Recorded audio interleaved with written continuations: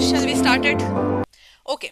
For question number section A is about the multiple choice questions. So question number 1 is, what name is given to the group of individuals that can reproduce to produce fertile offspring?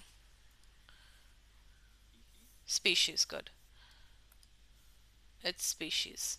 Number 2, the binomial name of tiger is Panthera tigris. What is the genus to which a tiger belong? So when we talk about a scientific name, the first name is the genus name and the second name is the species name, right? So which genus is of the tiger? Panthera. Good. All of you need to unmute yourself. Okay, now we have a key. We have to look at this diagram and then we have to tell uh, what type of or what organism is this. So this organism has jointed legs. Yes. Does it have more than 3 legs? Yes. So we have to move to C or D. We either have to move here. Where is my pen? We either have to move here or here. Okay. So now, so do these have 4 pair of legs or more than 4 pair of legs?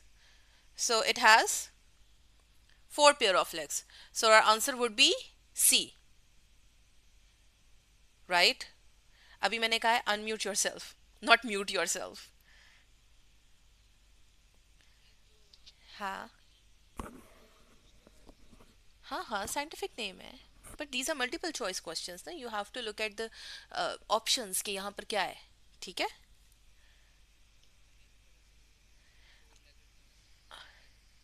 एक minute आपने option A B C देखना है. 4 leg के नीचे लिखा हुआ है ना ये. सही है. हमने कौन सा मैचिंग करनी है नेम के साथ. सही. Okay ji, next one. Who proposed this binomial nomenclature?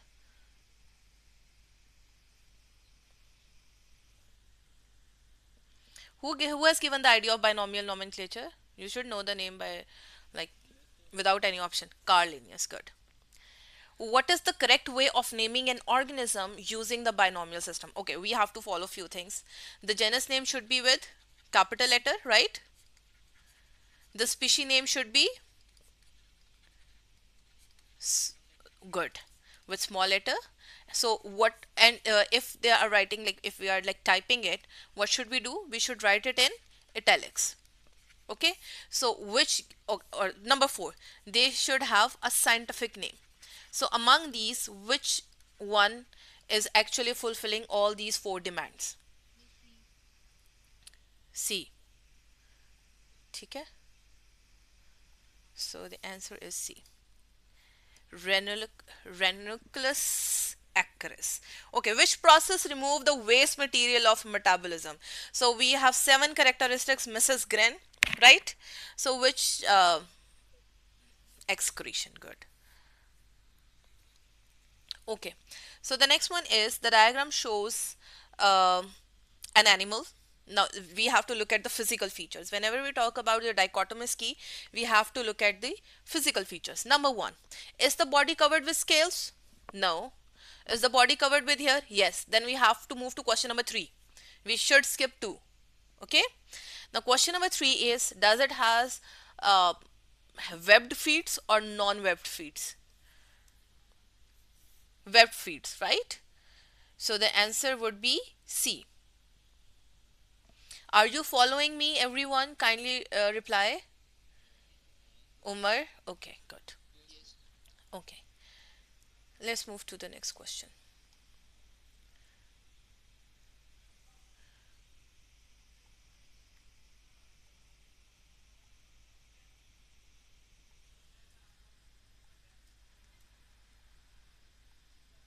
What is the characteristic of both insect and arachnids? Now, the example of insect is, let's say, a butterfly, okay, and the example of arachnid is spider.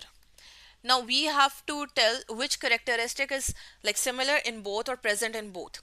Do they both have 8 legs? No. Butterfly has 6 legs while spider has 8 legs. Do they have exoskeleton? Yes, it's a characteristic of all arthropods that they have exoskeleton.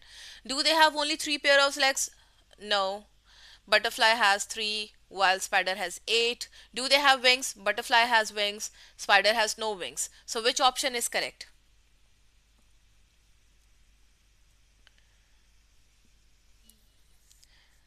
B, yes, exoskeleton. An organism is found growing on some stale bread. Stale bread means the bread that is in the kitchen or in the fridge for a longer time, that is not fresh. Okay. It is made up of fine threads with tiny black spores. You might observe that it would turn black after some time. So what kind of organism is growing over there? Fungi. Good. Okay, now a sequence is there for DNA.